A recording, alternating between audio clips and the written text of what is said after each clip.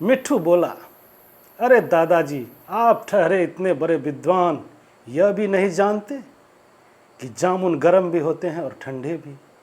पहले आप बताइए कि आपको कैसे जामुन चाहिए, भला इसे जाने बिना मैं आपको कैसे जामुन दूंगा।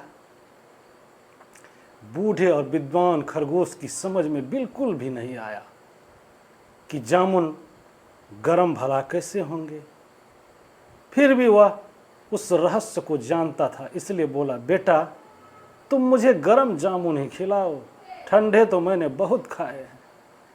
नन्हे मिट्ठू ने बूढ़े श्वेतू की यह बात सुनकर जामुन की एक डाली को जोर से हिलाया।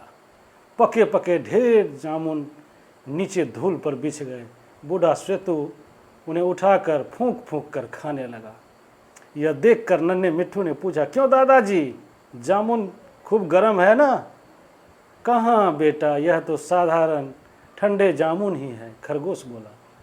नन्हे मिट्ठू तोते ने चौंक कर पूछा, क्या कहा, ठंडे हैं?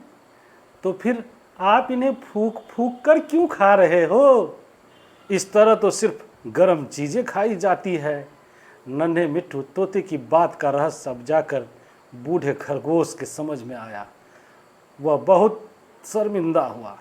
इतना विद्वान बूढ़ा श्वेतू खरगोश जरा सी बात में छोटे से तोते के बच्चे से हार गया था। उसका घमंड चूर चूर हो गया।